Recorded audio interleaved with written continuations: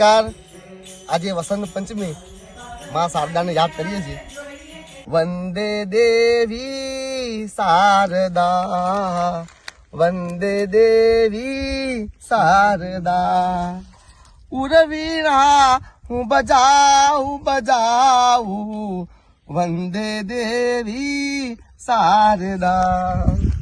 મંગલ ઉત્સવ આજ અનેરો, મંગલ ઉત્સવ આજ અનેરો, મોતી થકી હું વધાવું, વંદે દેવી શારદા।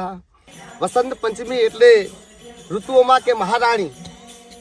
અને આજે આણંદ હાઈસ્કૂલનો સમગ્ર સ્ટાફ રતનમાળની આ ઊંચી ટેકરીઓમાં ફક્ત ને ફક્ત એટલા માટે આવ્યા છીએ કે અમારા શાળા શિક્ષક શ્રી યોગેશભાઈ પટેલ કે જેઓ થોડાક દિવસોમાં જ આણંદની ખેતીવાડી હાઈસ્કૂલમાં એ આચાર્ય પદ શોભાવવાના છે। એ પ્રજ્ઞેશભાઈ એમને તિલક કરે યોગેશભાઈને, અને બધા જ તારીખે વધાવીએ।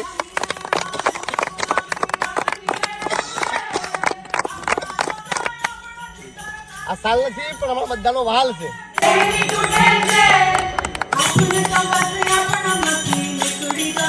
સૌથી પહેલા તો દરેક શિક્ષક મિત્રો તો ના કહું, ખાસ કરીને મિત્રો જ મારા છે એવા કે જેઓએ ખૂબ જ મને પ્રેમ લાગણી અને હૂંફ આપી છે।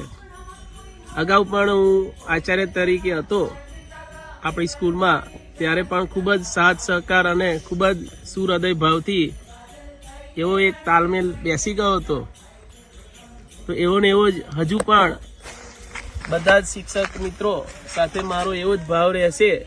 હું અહીંયાથી એક આચાર્યની જગ્યાએ જઈ રહ્યો છું, પણ મારા મિત્રોનો સાથ અને સહકાર મને સદાય રહે।